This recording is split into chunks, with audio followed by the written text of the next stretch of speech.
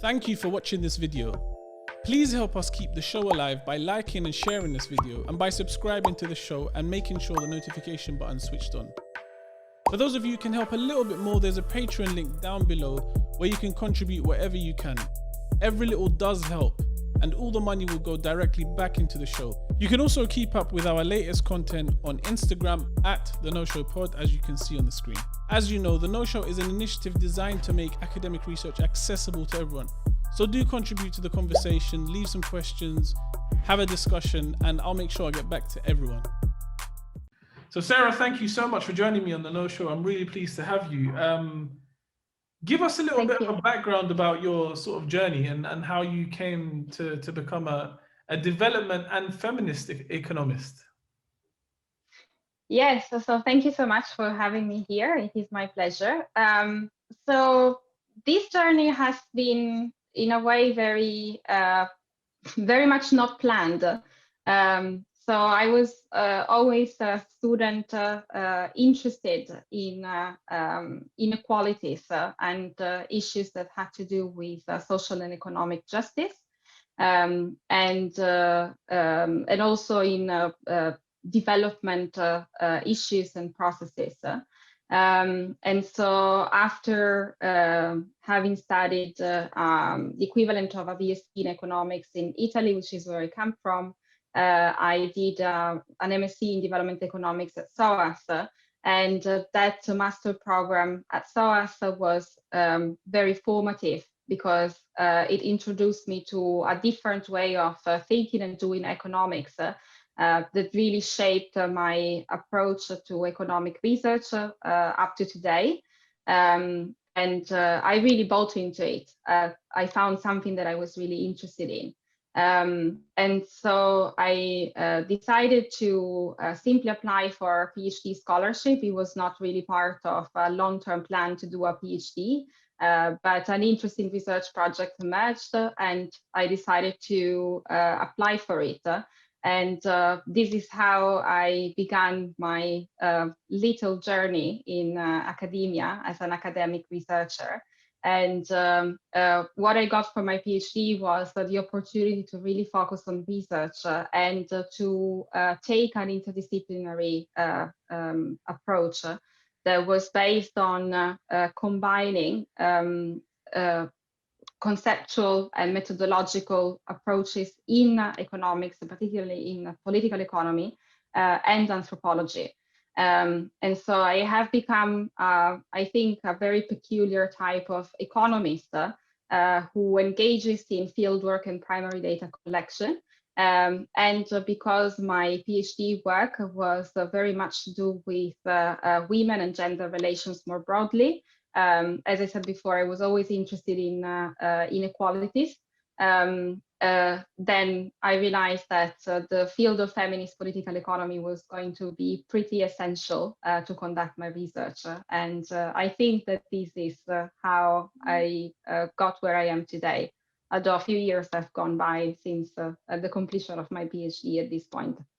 It sounds like a really sort of interesting direction that you can take from that PhD, because, you know, you mentioned the sort of inequalities, and in particular sort of social and economic inequalities. And what really interests me is your recent work on essential work, because that at the heart of it really has some interesting findings. So for the audience, Sarah's work, she, correct me if I'm wrong, but you looked at essentially what the idea or what the term essential workers means. And you looked at a number of countries, so England, Brazil, South Africa, Mozambique, and India. And the notions of essential work vary. I mean, and you point to something really, really interesting to me, where essential work is essentially like a marketing word. You market certain jobs with essential work. They have a new reputation in the era of COVID. So one of the really, really interesting things that you point to is that there is a reproduction sort of inequality in essential work. So explain what that is. Why is reproduction an essential work? Mhm. Yes, so that was, I think, an important question that emerged, particularly in the first phase of the COVID-19 pandemic. And of course, the interesting aspect is that we all think that this essential work terminology or classifications had some intrinsic validity. And we all seem to understand what they meant when politicians in various countries began to classify certain workers as essential. And of course, I think what we understood was that some workers were absolutely necessary for the continuation of some aspects of life and for the reproduction of human life, while big chunks of our economies and societies had to be shut down. However,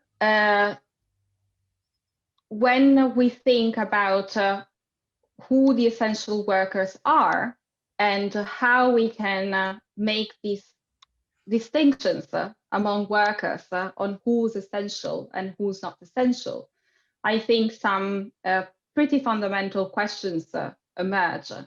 And indeed, having looked at all of those countries that were mentioned, there was very little crossover in terms of specific categories of workers that were considered to be essential across all of these different contexts, which pointed to how governments were able to use these essential work classifications in pretty political ways to make sure that some aspects of life or of basically of social and economic life could continue while others could stop. And of course, attention that has been pointed out by many is that while we were recognizing the importance of the essential workers, we were not rewarding them any differently from before. So in the UK, we were clapping the NHS workers in particular and other essential workers. But then in terms of material improvements to pay and working conditions, nothing much happened really. And in fact, the workers, those essential workers were exposed to health risks, significant health risks, very often not having access to adequate so-called PPE, right? So the personal protective equipment. So there is a first set of tensions that I think are very important. But also on the other hand, and this comes very strongly from a feminist perspective, whilst from a feminist perspective, of course, the workers in the healthcare sector, in the education sector, in social care, are considered to be socially reproductive workers. So these types of works are paid, but fundamentally they differ from other types of work performed, for example, in the private sector, in that they're really about the social reproduction of our societies. And those types of work, in some cases, have been recognized as essential. But then again, from a feminist perspective, there is a lot of unpaid reproductive work that goes on in households and communities that is equally essential for the reproduction of human life. So the point is that if we think about essentiality in terms of reproduction of human life, which is what I think should be the case, then there have been a number of reproductive workers that have been excluded very problematically from those definitions of essential work. What examples of these essential workers are there? So, for example, I mean, there have been differences across the countries that we have looked at in terms of the inclusion of social care workers, for example, as being essential or not. So that has to do with different practices that we have found. Then I think an important sector that we need to think about in terms of essentiality has to do with those who produce food.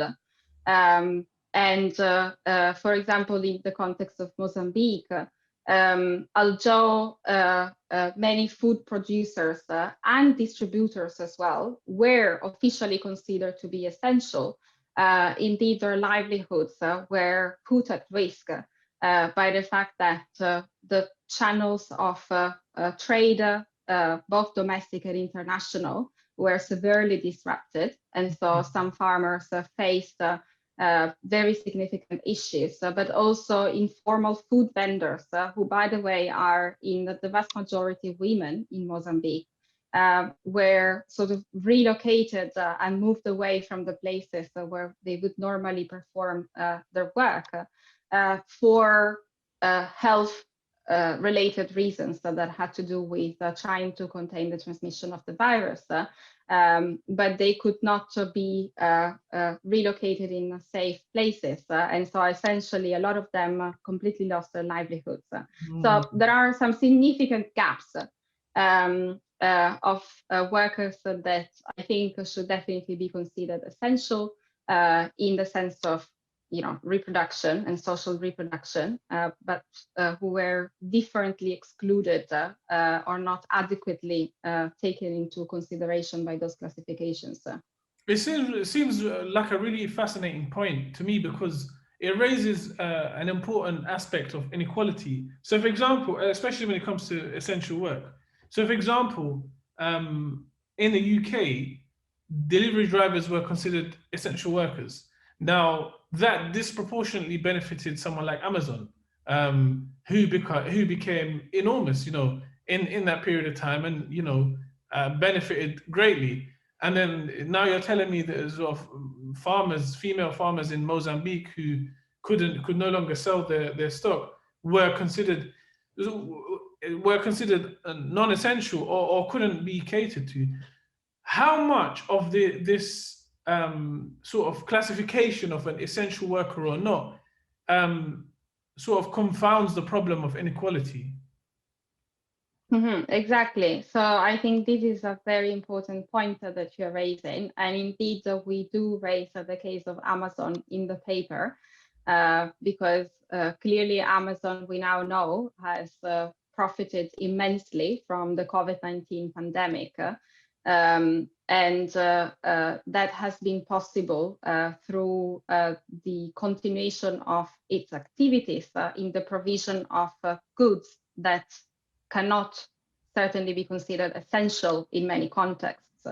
And many governments have left, they have not provided a definition of what is considered to be an essential good, precisely to leave room for companies like Amazon to be able to continue to perform their activities.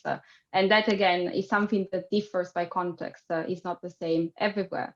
But of course, the issue of inequalities is one that is fundamental. And we see how even recently in the UK, I think that the NHS workers have been sort of taken out of a new proposal for a pay freeze, but other essential workers instead have not been given the same provision, essentially. And of course, these inequalities, in a way, I think, become even more magnified when we consider workers across different contexts in the world, and where we can see that workers in the informal economy, for example, in many places of the global south, are already in a position of structural vulnerability and fragility that has certainly been heightened by the COVID-19 pandemic, and it has not been diminished. The vulnerability has not been diminished at all through the use of essential work classifications. So this is something that absolutely is a concern. And if we can use essential work classifications to revalorize types of work that were considered to be previously as low skilled and not that important at all in our economies and societies, so then we need to be able to include the workers who are considered to be the most vulnerable on a global scale. And that is, of course, very important for migrant workers as well. In general, you can't sort of say everyone's an essential worker who's involved in sort of the reproduction of life or whatever. So how do we sort of challenge the inequalities that have become apparent from sort of this classification? What do we do about it? So I think on the one hand, there is an important argument to be made around the fact that if we saw how certain categories of workers had to continue to go to work while many of us could stay at home during the first round of lockdown. So just moving forward, how do you think we can, challenge this issue of classification of essential workers? So I think on the one hand, essential work classifications can be useful for us to realize that types of work and jobs that previously were considered to be low skilled and not very important are indeed not only important, but quite fundamental in that many of these types of work had to continue to be performed while many of us could stay at home. And those were really at the center of the fabric of our societies and economies. At the same time, though, and this is what our paper is about, is important not to miss out how there are dynamics of inequality and vulnerability that need to be absolutely taken into consideration. And in a way, we want to extend these notions of essential work, I think, in order to make sure that they can encompass some of the most vulnerable workers in the informal economy, the migrant workers, those at the origins, at the bottom of global supply chains, by taking a global feminist lens in this understanding. Sarah, where can people find you online? How can they get in touch with you? So I am currently a lecturer in economics at SOAS University of London. So all of my details are on my SOAS webpage. If you want me to state my email address, I'm happy to. I'm also active on Twitter. I tweet at yeah, go ahead. Sara Stevano. Yes. I'll if you send me over your Twitter handles and the link, I'll link them onto the episode so they can get direct access to it. That's fine. And should I say that this paper on essential work is published in the Canadian Journal of Development Studies? Okay, excellent. So again, I'll link everything on there so they can find it. Sarah, thank you so much for taking the time to speak to me. I really appreciate you. It's a Christmas period, and you've taken the time to speak to me. Thank you so much. It is my pleasure. Very nice talking to you. Thank you for watching this video. Please help us keep the show alive by liking and sharing this video, and by subscribing to the show and making sure the notification button is switched on.